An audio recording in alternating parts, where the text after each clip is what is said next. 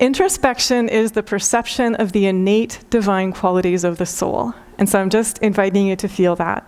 He's saying every human is born with innate divine qualities. And so turn within. Introspection means going within. Become aware of those innate divine qualities within yourself and unfold them. The more that you pay attention to them, the more they naturally unfold. It's more an awareness. There's no force involved with this. It's kind of like the way the sun shines and the flowers grow. It unfolds. It's very, very natural. He also says devotion is unconditional love for God. And so you can kind of see how this happens step by step. If you turn within and you see your own innate divine qualities, naturally there's this uprising, this upwelling of love for the divine. And then if you have love from the divine, renunciation follows. His definition of renunciation is freedom from the dominance of ego. Does anyone want that? Everyone says, yes, sign me up. And so again, what Lahiri is basically doing is saying renunciation is not about, are you a Swami? Are you wearing orange? He's saying, are you free from the domination of ego? So it applies to every single human on the planet.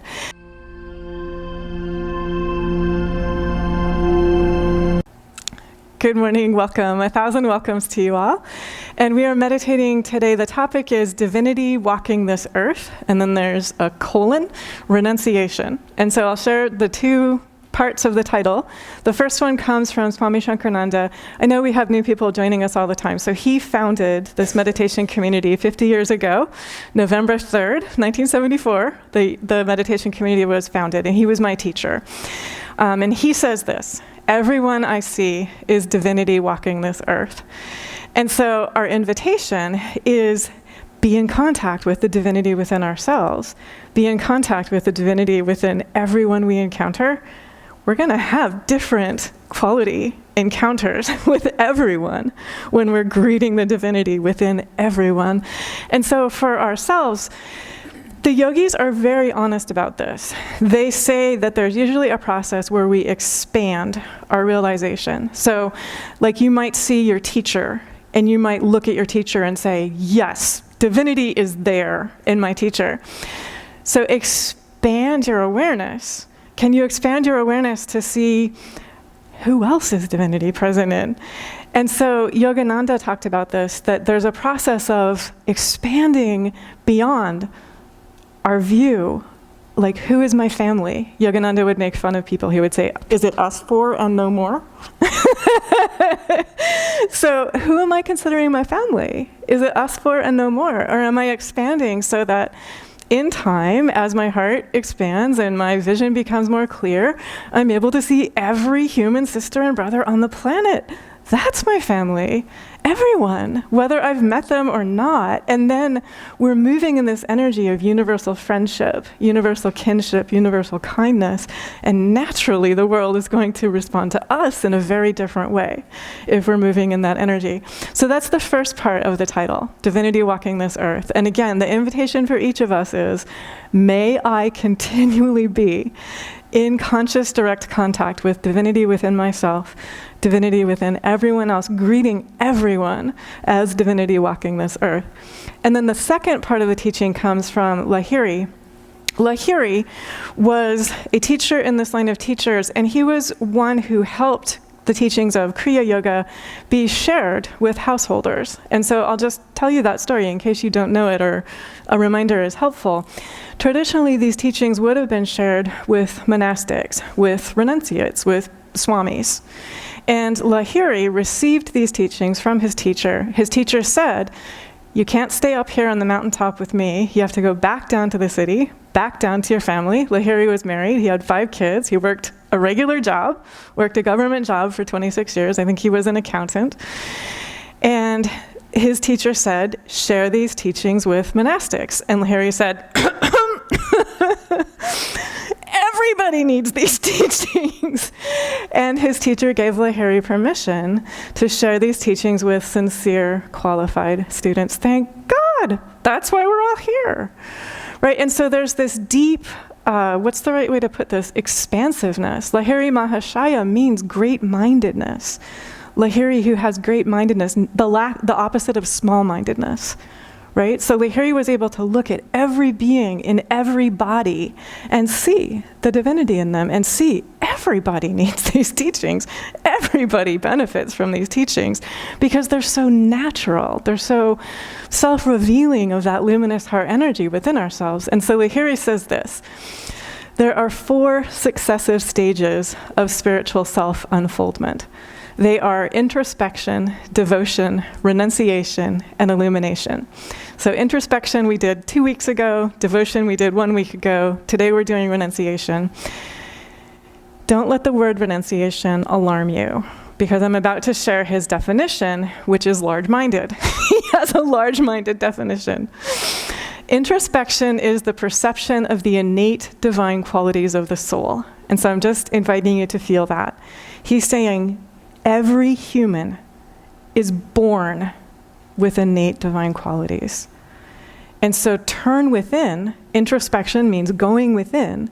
Become aware of those innate divine qualities within yourself and unfold them. The more that you pay attention to them, the more they naturally unfold. It's more an awareness.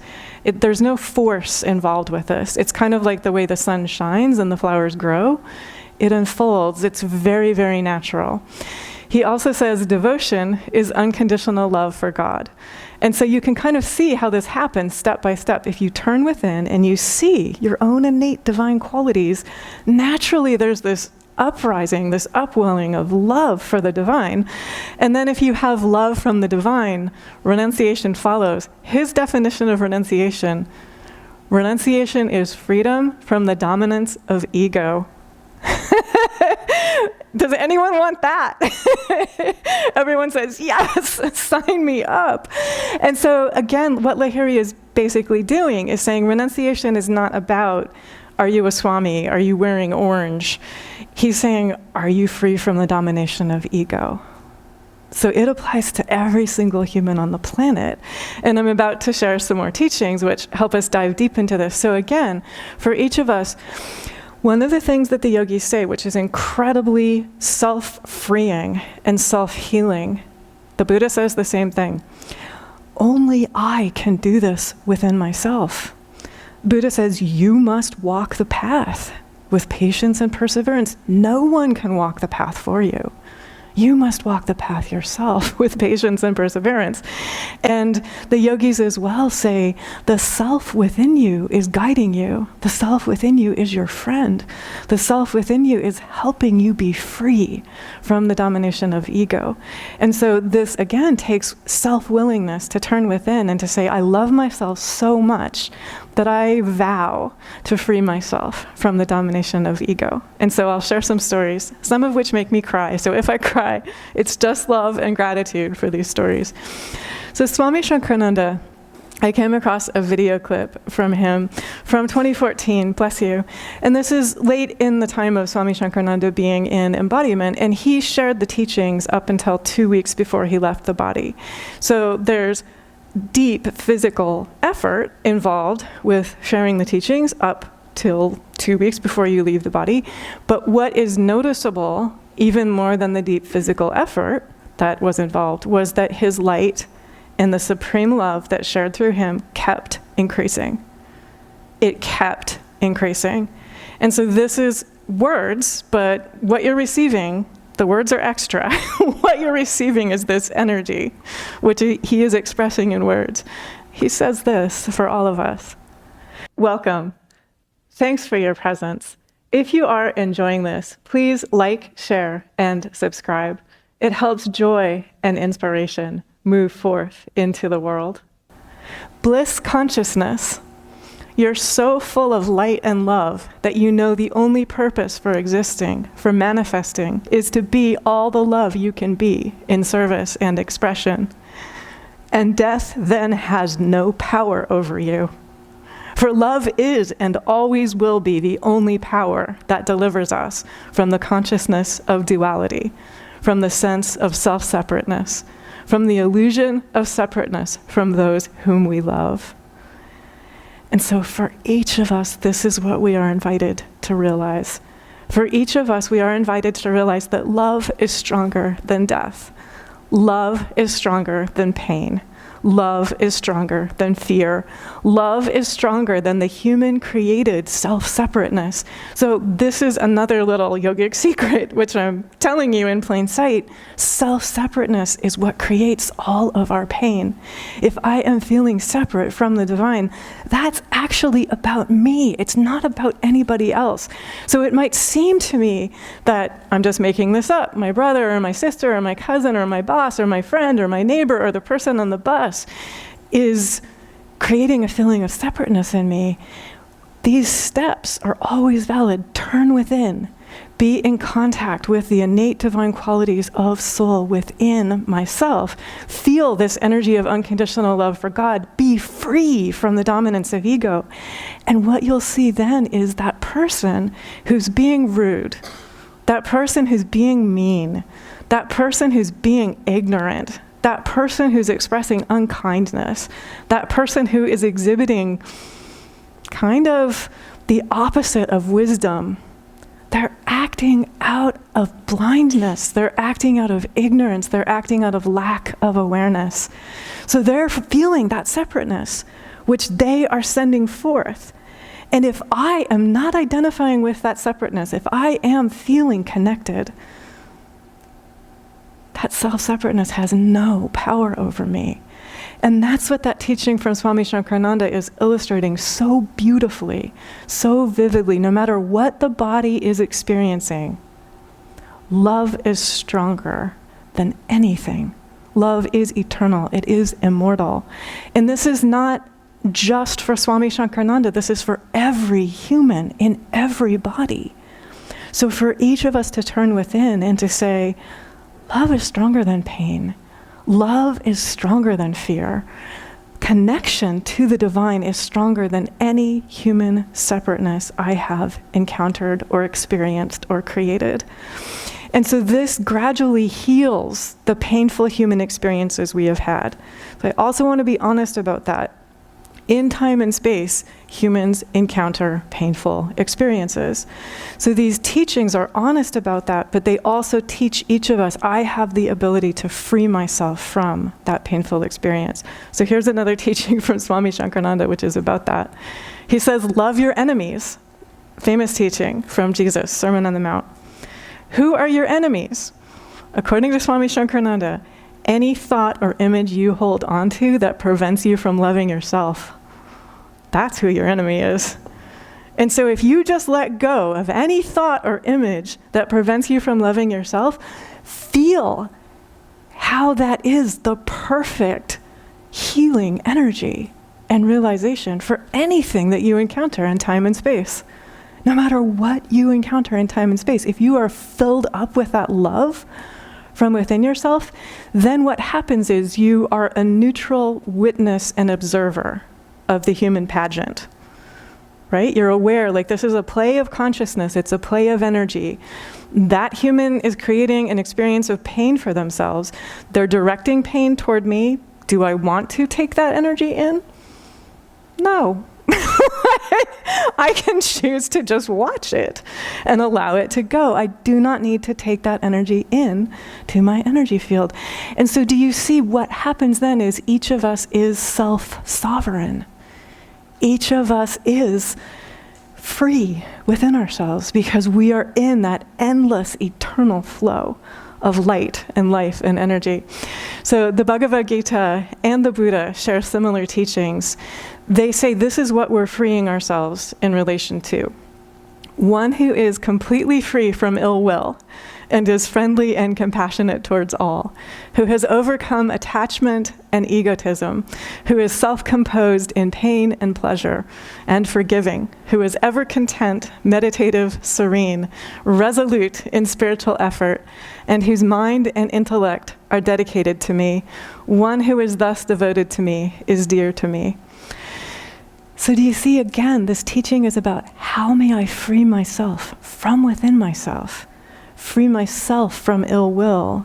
And then when I am in that energy of love and respect and goodwill for all, if someone tries to direct ill will towards me, there's no way that it enters into my energy field. And so allow yourself, I can see you feeling it right now. Allow yourself to feel that, and then allow yourself to live that in daily life. And notice what happens as well. So everyone in the room just felt that. I could see and feel you feeling that. So connect right now with that energy of goodwill, love, and respect to all. Connect with it individually, and then also connect with it. It's the same in the hearts of everyone who's currently meditating. And so now see if you can feel your way into that collective energy field, which is here. For those of us who are here in this physical space, you can feel the whole room just got filled up with that energy. If you're joining us online, your whole room just got filled up with that energy too. And now just notice, it is possible to share that same energy of love, respect, and goodwill with the whole planet. Down to the core of the earth, out into the atmosphere, across the universe. It is possible to be in that energy of love, respect, and goodwill. And this, if you encounter humans who are experiencing pain or fear or anguish or judgment or separateness or shame or blame or anxiety, this is a great contribution that each of us can make wordlessly. This does not take a word. This takes, I am committed to opening my heart and remaining in that flow of divine love. I am committed to opening my heart and allowing that flow of the love that is stronger than death to fill my entire energy field. Just notice what happens. You will be in a meeting, you will be at a family dinner, you will be on a bus, you will be on a plane, you will be wherever you find yourself, you will be in a business setting. The energy of the room you are in will transform if you are holding this frequency. And it's silent. It is completely wordless, and it is one of the great contributions that it is possible to make right now. And so anchor yourself in this energy of pure heart joy, this energy of pure kindness. So the Buddha as well, this is from the Dhammapada, says, free from greed, attachment, and indolence, imbued with self-discipline, and a traveler on the path of nirvana, the absolute, such a human of subjective renunciation lives in contentment and peace. And so I'm just letting go from within myself of any greed, any attachment, any indolence. And so that means I'm here, I'm willing to be of service, I'm willing to work, I'm willing to let go of my own human preferences. So that word attachment, one of the ways that Swami Shankarananda presents that is, he says, be willing to rise above likes and dislikes, the way the sun rises above the earth. So I can give you a very specific example. A thunderstorm swept through here last night. So let's say that you lost electricity, right? You can express a positive intention that the divine helps restore the electricity as quickly as possible. You can send love through the electric lines. You can send love to the maintenance crews. You can send love to the utility. You can send love to yourself and to your neighbors who are also without power. And then having done that, you can know that the source of all manifestation will absolutely help restore this connection. And then in the meantime, like you might have called in the power outage to your utility, but in the meantime, have a fabulous salad and have fun for dinner, right? Have a fabulous meditation and have fun for your meditation. Have a fabulous sleep and have fun for your sleep, knowing that the divine has got this. Like while you're sleeping, the source of all manifestations through those utility crews is restoring the power. And so that way you've risen above likes and dislikes. You're free. You're free, you have probably a human preference to have electricity, but if it's not there, you're also free in the meantime. So, and obviously that's not only about electricity, so that's about like any human like or dislike that you have, how to work with that in a way that works you toward your goals in time and space, but also helps you feel completely overjoyed in the meantime, completely filled with light, completely filled with supreme love in the meantime. So I'll share with you, and this is in closing, but a story that I came across yesterday. This is another story that made me burst into tears. it's a story about the accessibility of the teachings. So some of you might have heard me say the first woman that I know who was consecrated as a Swami was Anandamayi Ma's mother, and that happened roughly 100 years ago in the early 1920s. And around that same time, there was a teacher who understood that it would be meaningful to include all of humanity in these teachings and wanted to share these teachings with people who were here in female bodies.